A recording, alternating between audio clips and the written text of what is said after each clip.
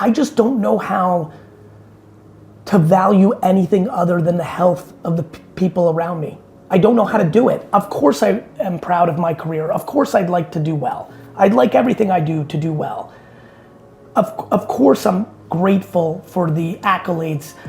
I'm empathetic to the people that want to tear down my building because they don't know me, and I don't mind when they leave a negative comment. Like, I'm empathetic. The reason I will never run out of energy is I don't value this stuff enough.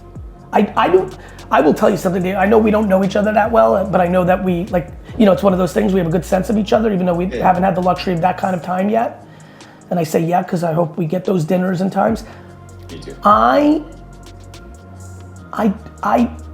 don't value myself based on my professional career, even though it's my passion. I don't get self-validation from Garyvee or the successes or the followers or the money or the headlines. I just don't. I get validation from the people that actually know me, how they speak about me behind my back. See, that is something that if I could have internalized that when I was in my early 20s, that would have been life-changing for me. And I write all my stuff, and I feel like you do too, just like this is what you need to know. And if you learn it early on, it profoundly changes what you do. The amount of time you're trying to prove stuff to other people, or you're responding to trolls and all that kind of stuff, it sucks the life out of you. And if you just say it doesn't matter. And then if you say the level above, which is, don't feel bad for you, feel bad for them. Dave, for everybody who's listening, really, if I could accomplish anything in this podcast, it would be to encourage you to go try the thing you've been debating. And I know for all of you, literally the fundamental reason that you haven't yet started posting on social media to do the thing, because that's what you would do, we live in 2023, 24, is because you're genuinely concerned about the judgment. And that judgment— That's totally true, right? And the judgment can come from your mother, right? Like, the judgment can come from your spouse. The judgment can come from your children. These are important people. They can come from your coworkers, your boss, your best friend. And then, unfortunately, it can come from Johnny Pants 47, because you once posted something and he said you were ugly or stupid or you're wrong, right? Wrong.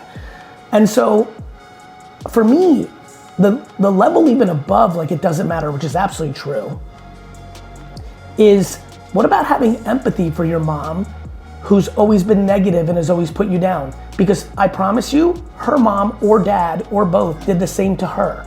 The reason I've been able to continue to go, Dave, because again, this is a fun interview because we don't get to catch up often, and I'm sure but we're both watching always, is I'm able to go because I have empathy and compassion for the people that are trying to tear me down, not anger.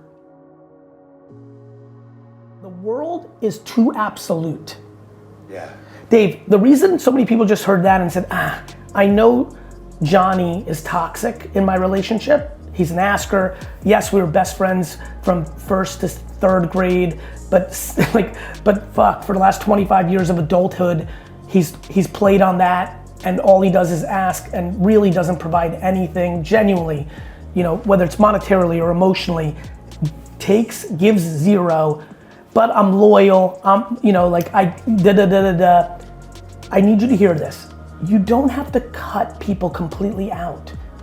And a lot of times this is what's going on with people's parents, siblings. We have not learned, because the world is absolute, they hear this and be like, well, I can't cancel and never talk to a friend or a family member ever again. Like, that sounds not productive, and you're right. But what about limiting? You know, when whoever is the most negative force, and you are what your surroundings are. If you talk to your mom 4 times a day and all she does is shit on your sibling, shit on your dad, shit on her boss, if she is a negative Nelly, and by the way, I grew up in a family of extremes. My mom was the most positive. My dad, and more specifically his mom and my great grandma, who I've referenced, were uncomfortably negative. And so I'm talking extremes on both sides. So I got this upbringing where I really saw the world through 2 very different sets of eyes. And I'm a very big believer that the world is how you see it. If you went into my Instagram feed right now, Dave, You would think the world is filled with sunshine, rainbows, and unicorns. And that's how you see it. It's also what I engage with.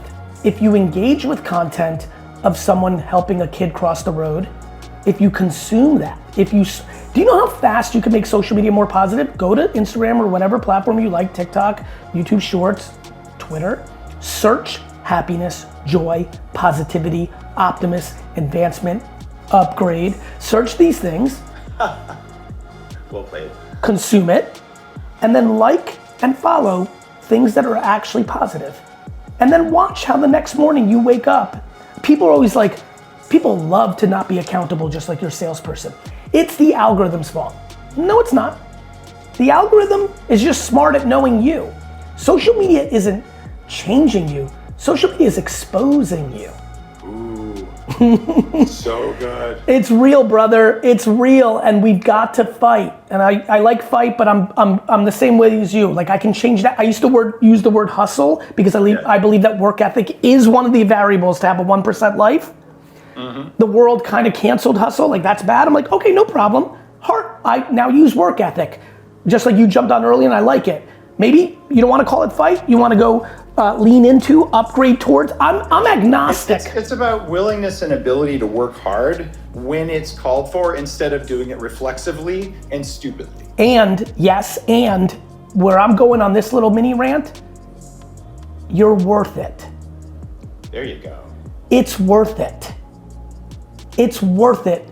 It's what people don't realize is that most people are in some version of an abusive relationship with themselves. Yes. Dave, insecurity for what? As if not every other person on earth sucks at a lot of things too. We all suck at tons of shit. Stop putting others on a pedestal to only undermine yourself when in essence, a parent likely put that insecurity, negativity into you. Like, you don't hate yourself as much as you think. You don't think you stink as much as you think. You are borrowing the words of something that happened along the way, and you are capable right now to start the process to not do that anymore. All of the answers to our unrest is in the purple. Life is about the purple. Happiness is in the purple. So well said. The reason everyone is so and they will point to everything but the accountability of their journey to move to the purple. They are either red or blue. Back to fear. The weaponization of fear. Parents, think about how you talk to your children. If you do that, I'm gonna do this. We are weapon bosses. If we don't hit our numbers, someone's not gonna be here. Fear. And then we're eliminating merit. One last thing while I'm on this. 8th place trophies is not a good idea. Oh man, I was gonna ask you more about that, because that is rotting the world.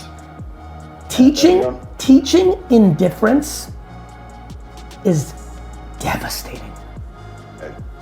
Worst thing you could ever do. And that's what you're doing. It doesn't matter. Tell that to a kid who's born competitive.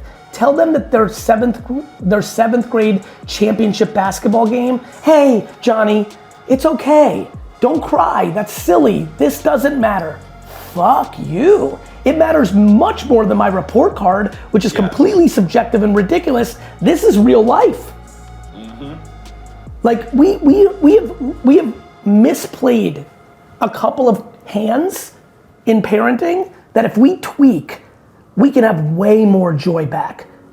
We are, I'm just gonna throw this one out, my friends, because I'm just trying to throw a couple deposits that maybe make someone think about it. If you have a 27-year-old child and you are paying for their lifestyle, it's bad. Yeah. And as someone who gets 10, I'm gonna say this nice and slow, as someone who gets 10,000 direct messages a day, and who, when he goes on long flights, reads tons of them, I was taken aback 10 years ago when I realized the resentment a 26-year-old Nepo baby has to their parents. Crazy. I would read these things and I would make a piece of content that would trigger them DM me, Gary, I'm like that kid you talked about in that video. I have a BMW, I live in West Hollywood, my parents pay for my Equinox, I fucking have a bullshit job because it doesn't matter because my parents pay for everything, and they think they're like, And I thank them, and they think they're doing the right thing, but deep down, you're right, I fucking hate them. And what that means, just to give everyone the preview, when you pay for your kids and they're grown-ups, you're telling them that you don't believe in them. There you go. That they're not capable. If they can't fly, you're never gonna kick them out of the nest. And the second they smell that you're really doing it because you actually care what your friends, you the parents' friends think about the kid, and they become an object to your self-esteem, then it's tipped.